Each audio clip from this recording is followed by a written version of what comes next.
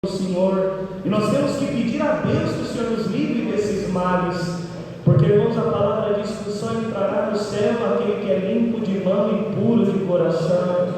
Ainda que não serão as nossas obras que nos darão a capacidade de um dia entrar no céu pelas portas, porque não é pelas nossas obras, porque se fosse pelas obras o sacrifício de Cristo teria sido em vão, mas é por meio do dom da graça estabelecido no coração do vivente, para que todo aquele que crê pelo nome de Jesus Cristo e por meio da fé tenha a condição de um dia ser salvo por Deus. E os fariseus disseram para ele assim: faze entre nós algum sinal do que tem feito em todos os lugares que você tem passado.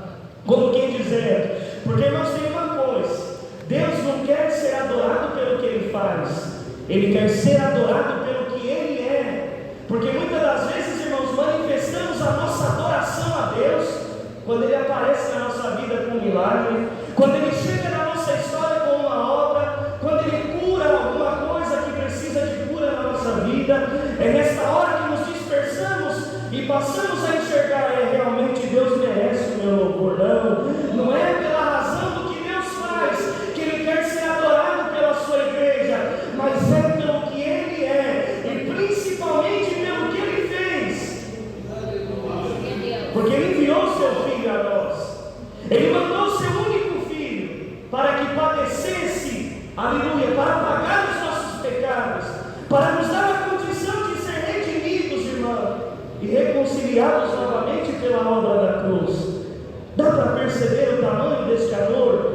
Nesta hora conseguimos imaginar, irmãos, o tamanho do amor que Deus teve pelas nossas almas. Porque se por um lado o inferno gritava e dizia: agora o governo da terra está nas minhas mãos, eu levarei todos comigo para o abismo, eu terei uma grande multidão, uma grande companhia quando eu for lançado num lugar que já está reservado para a minha posteridade. E de repente surge Jesus, aleluia, filho de Maria, aleluia, de José carpinteiro, concebido pelo Espírito Santo. Ninguém acreditava, porque alguém ainda perguntou: será que porventura poderá vir alguma coisa de Nazaré? Nasceu numa manjedoura, não foi, irmãos, concebido em grandes palácios, com grande renome, mas a matéria-prima, o que era suficiente para arrancar o inferno do coração dos homens, porque a palavra diz que Ele levou cativo o cativeiro e deu dom aos homens. Ele aprisionou as próprias cadeias, irmão, para não ter mais poder sobre aquele que Ele escolheu para fazer parte da salvação. E é por essa razão que nós estamos aqui. E ainda hoje o nosso coração não está completamente ligado no Senhor. No dia a dia, nas lutas, nas fragilidades, Paulo disse: o bem que eu quero fazer eu não consigo, Senhor, mas o mal a todo momento está ao meu redor, me fazendo tropeçar, me fazendo olhar o que eu não gostaria, me fazendo desejar o que eu não poderia desejar. Mas bem-aventurado é aquele que a cada manhã percebe: Senhor, o sol nasceu, oxalá que as suas misericórdias se renovem sobre a minha vida. O sol raiou, a noite é passada, o dia chegou, oxalá que algo é novo na minha vida, Senhor, porque se Tu não renovar os Teus feitos sobre mim, eu não consigo atravessar esse dia. E de fé em fé, de valor em valor, de virtude em virtude, Ele vai nos mantendo na Sua presença, para que não percamos a coroa prometida a todos nós, e a condição de um dia, irmãos, termos lugar de assento no reino da Sua glória. E ele, irmãos, foi duro com os fariseus, porque ele já sabia da intenção do coração. Irmão, o homem e a mulher, às vezes nós ainda podemos enganar, pela nossa astúcia, pela nossa criatividade com palavras, aleluia. Mas e a Deus? Será que alguém tem a capacidade de enganar a Deus? Não, irmão. Sabe por quê? Porque coração é terra que só Ele tem acesso. Aleluia. Ele pisa no nosso coração, Ele sabe dos nossos sentimentos. É por isso que é inútil a mentira, a contenda, glória ao nome do Senhor, os argumentos que construímos para culpar alguém ou depositar a culpa no outro pela nossa incapacidade de nos santificar diante de Deus. Irmão, Deus sabe quantos talentos Ele entregou na mão de cada E a parábola diz que um dia o Senhor das terras vai voltar. Vai. Porque está escrito que os talentos são repartidos pela capacidade de cada um. Para uns de um, outros 2, 3, 5, 10.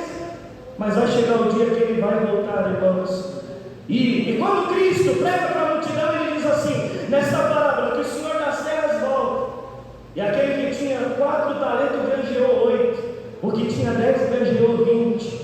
E aquele que tinha recebido só 1, irmãos, não teve condição de ganhar. Enterrou o talento. Aleluia, o nome do Senhor. Ele falou, Senhor, eu sei que tu colhe onde tu não plantou. Eu sei que é homem firme e poderoso. Mas eu tive medo. Eu enterrei meu talento e agora o que vai ser de mim? Glória ao nome, irmãos. O tempo da misericórdia é esse agora, irmãos. Esse é o momento de nos alinharmos com a palavra, para termos a condição da nossa vida ser governada pelas mãos do Criador. E aí o Senhor Jesus responde para os fariseus, eu não vou dar sinal nenhum para vocês, não vou. Sabe qual é o sinal que vocês vão receber? O sinal do profeta Jonas. Sabe o que ele está dizendo aqui, irmão? Porque quando Deus anuncia que ia destruir Nínive, a capital da Síria, ele manda o profeta Jonas ir lá pregar para aquele povo, dizer para ele se arrepender. Glória ao nome do Senhor. Ele estava querendo dizer, ô fariseus, vocês não estão entendendo o que eu vim realizar. O meu governo não é dessa terra, o meu governo não é deste mundo, não. Eu vim para semear a boa semente no coração daquele que aceitar a minha palavra. Daqui a pouco eu estou indo embora. E está escrito aqui, irmãos, nessa palavra, que já estava chegando perto dele ser preso, açoitado, sofrer na mão dos principais dos sacerdotes. Aí ele já sabia que estava perto, irmãos. Aleluia. E ele repreende os apóstolos assim para ele: vocês tomam cuidado com o fermento do fariseu. Sabe o que é o fermento do fariseu, irmão? O fermento do fariseu é as intrigas, as calúnias, os diz que me diz, tudo aquilo que não traz edificação no coração de ninguém. Ao contrário, só tem o poder de trazer contenda, luta, desentendimento. E os apóstolos não entendem no primeiro momento. Eles achavam que ele estava falando do fermento material que vai no pão.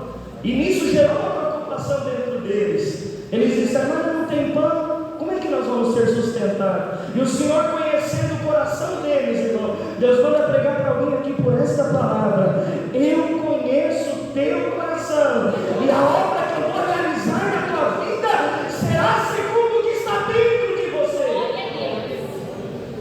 E ele responde assim para os apóstolos: homens de pouca fé, vocês não lembram do que o milagre que eu realizei há pouco tempo? Ali 5 pãezinhos, 4 pães, alguns peixes, alimentou uma grande multidão e ainda sobrou. Vocês estão esquecendo quem eu sou, o que eu já mostrei para vocês. Porque tem momento, irmão, que Deus precisa nos lembrar o que Ele representa na nossa vida. Porque pela luta, pelas dispersões da vida, pelos levantes do nosso adversário, tem momentos que nós nos distraímos, perdemos o foco, perdemos a direção, a nossa fé é diminuída. E tem momentos que até chegamos a confessar com a nossa boca: eu acho que Deus não vai fazer, eu acho que o Senhor não está na minha vida. Quando deveria ter uma afirmativa em nós e dizer: Senhor, eu sei que tu vai fazer. Senhor, eu sei que tu colhe onde tu não plantou. Eu sei, Senhor, que se tu quiser tu pode aparecer na minha vida, mas eu não quero te amar pelo que tu vai fazer. Eu quero te amar por aquilo que tu representa na minha vida. Uma geração adúltera pede um sinal e não lhe será dado. Irmãos, e o Senhor Jesus falou para eles assim: olha, primeiro o Senhor corrige a questão da fé, porque eles temeram que faltasse pão. Você está temendo aqui, irmão, nesta noite? Irmão, você está temendo que falte pão na sua mesa? Aleluia. Está escrito na palavra